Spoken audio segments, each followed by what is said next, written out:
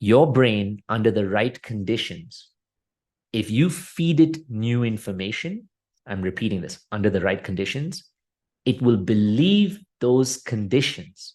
Sorry, believe that new information as if it was real.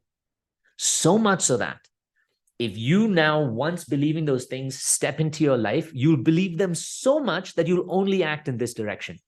So how can you do this under control? Because you can't do this like in your sleep, you can't change how you feel. So how do you do it under control?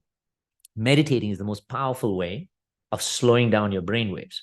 But meditating has to be preempted by breath work or some way to regulate your nervous system, because your brain is the seat of your nervous system. You guys know that, right?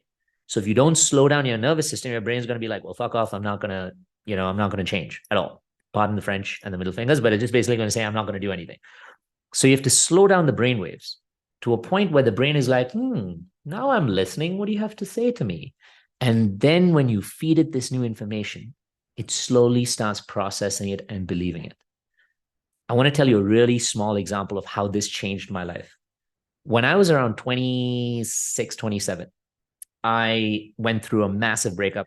I was with a girl for 6 years. We wanted to create a beautiful future together. And I'm not going to go back to the breakup, but it was one of the most beautiful things I felt. And then when it ended, I felt like everything was robbed from me. I got really depressed. I almost killed myself, as you guys may have heard in the first session. So when I had to start finding my way out of that, I was so lost in my heart. Confidence was broken, everything, that I really needed to be with someone else to feel some level of worth, to feel alive a little bit, to feel like I could have some love. So I went out and I was like seeking love, not very obsessively, but just like seeking love. And I got in a relationship with someone. And I was 27 and she was 46. So she was 19 years older than me. And instantly we had this amazing romantic connection, the like ups and downs, amazing sex, everything that we feel when we're kind of attracted to something that's not good for us. I'm not going to explain the science of that, but that has a lot of adrenaline, which makes you feel like it's amazing, but the adrenaline is actually telling your body to run away. Our ego misunderstands it to say, shit, amazing sex. So continued it, went on for a year. She had kids. She was just getting out of a divorce, wasn't able to travel, wasn't able to move, wasn't able to commit. And yet I kept hoping, kept dreaming, kept wanting to commit to this until it ended and my heart was broken. And then I pushed that aside. And 1 month I said, you know what? Looking for someone new, got into another relationship with someone. This time she was 45. So 18 years older than I was. And then there was somebody else who was in that same range, literally between 45 and 49. It's like my brain knew we're so powerful. For some reason, I had a cutoff at 50. And some reason I had a cutoff at 44 or 45. And in that 5-year range, I dated 6 women over a period of 4 years. Because something in me kept wanting what they had to offer. And every one of my friends came to me and said, yeah, this is terrible. They're in. And then it got worse and worse. So the first one was getting divorced. Second one was divorced and had kids. Third one was in her marriage. Fourth one was literally in her marriage and just had a baby. It was like, it was getting worse and worse. So I didn't realize any of this. And my friends were like, dude, this is not good for you. It's bad for them. It's bad for you. It's going to break your heart. And I came up with the usual like ego-dominated romantic bullshit where I was like, love knows no age, man. Like, we're free to love who we want. And, commitment is just a thing and all that shit you say when you're justifying bullshit in your life. That was literally me, like so poetic about it, until that relationship really, really messed me up. And then I sat down and I said, every one of these relationships, I looked at the pattern. I sat with the same discomfort. I sat for 4 years justifying my actions. Imagine what a big like dumbass I was then. Imagine how hard and set I was into wanting something that was not good for me so much that I justified for 4 years. So then I sat and I said, this has caused me so much pain. I need to investigate this. And when I went back, I said, what is it that I wanted from all of these women who were not good for me? So I said, first, they were a lot older. Second, every single one of them had kids. Third, every one of them was pretty independent. Fourth, every one of them could not commit 100% to me. Fifth, I was always priority number 2, 3, 4, or 5. Sixth, they would never abandon their lives even once to make me a priority or put me up there.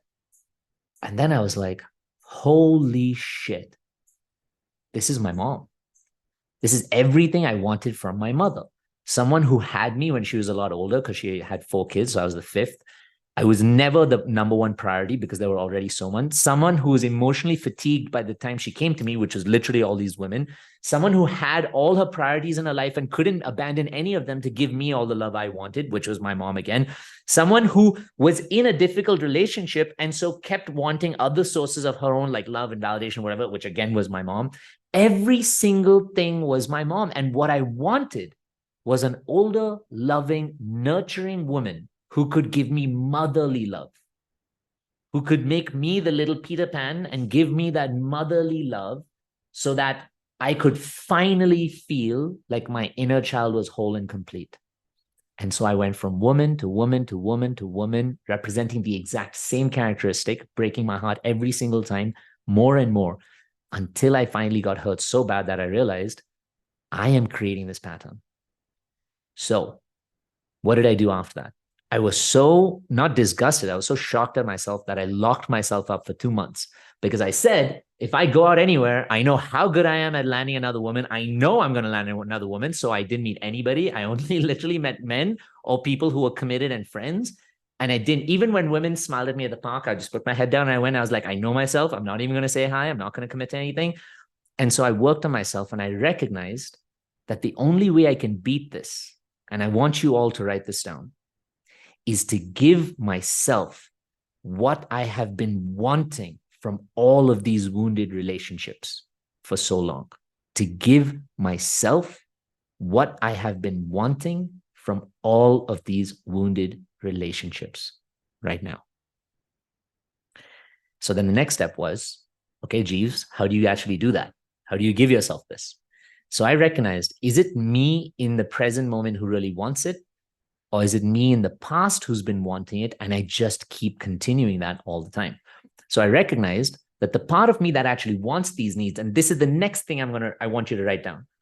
The part of me that wants these loves and needs and connection from this relationship is not me in the present. It's actually me from way, way, way long back.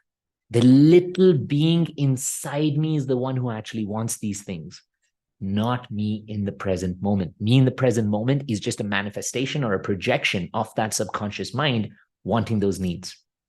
Are you hurting from shame, loneliness, toxic relationships? Do you want to break that pattern and create a beautiful, loving life for yourself? Well, my name is Yats, and I'm an inner work and relationship guru. And I have helped thousands of women and men from all around the world learn to become their best selves and have the lives that they truly want and desire. This channel was designed for you to be able to heal those old wounds, be able to become and elevate your best self, and to you to love your life really that you have right now. And I offer an 8-week program called The Gauntlet, which takes you on this amazing journey of healing those wounds. And I also offer in-person live retreats all around the world where you can access that same level of healing and empowerment. I want you to do something for you today. I want you to watch some of these videos. And if these videos hit close to home, they resonate with you and they're giving you some inspiration, then I want you to subscribe and share it with somebody else who needs it. These videos aren't just for someone to consume. They're meant to inspire people to take action. And if you want to take action in your own life, jump in the comments, watch the videos, send me a DM at